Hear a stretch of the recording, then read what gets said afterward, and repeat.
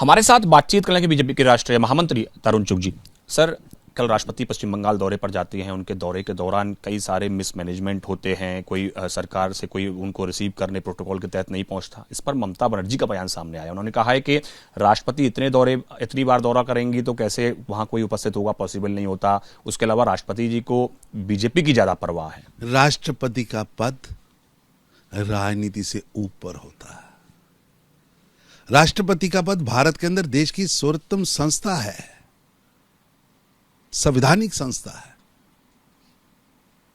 गरिमा का पद है। पर जानबूझकर ममता बनर्जी और तृणमूल कांग्रेस इस पद की गरिमा को ठेस पहुंचाने का बेहद खतरनाक, शर्मनाक खेल खेल रही है, जो कि निंदनीय है, कठोर निंदनीय है। यह केवल संवैधानिक पद का अपमान नहीं, पूरे भारत का अपमान है, भारत की महिलाओं का अपमान है, आदिवासी समाज की गरिमा पर सीधा हमला है। ममता बनर्जी की सरकार घबराहट में, हताशा में, निराशा में लगातार लोकतांत्रिक संस्थाओं को निशाना बना रही। कभी चुनाव युक्त, कभी रामलीला, कभी भगवान श्री राम का नाम मत लीजिए, कभी ऑपरेशन सिंदूर के खिलाफ, कभी भारतीय सेना के खिलाफ। अब राष्ट्रपति पद के साथ ऐसा दुर्व्यवहार, ये संवैधानिक मर्यादाओं का सम्मान करना भूल चुकी है ममता बनर्जी की सरकार।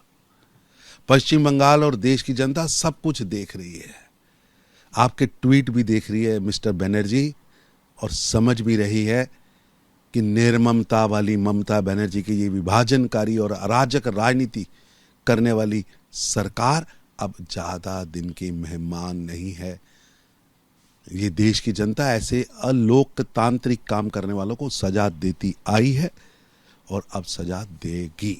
सर, अभिषेक बनर्जी का एक ट्वीट भी आया इस पूरी घटना को लेकर। उन्होंने कहा है कि एक तरफ तो बंगाल की जनता है और उसके दूसरी तरफ ईडी, सीबीआई और उसके साथ साथ प्रधानमंत्री, कई सारे मुख्यमंत्री, कई सारे केंद्रीय मंत्री। उसके साथ साथ उन्होंने राष्ट्रपति जी का भी जिक्र उस ट्वीट में किया है। ममता बनर्जी की निर्ममता वाली जिहादी मानसिकता की सरकार के खिलाफ आज बंगाल का मां, मानुस और माटी तीनों सड़कों पर हैं।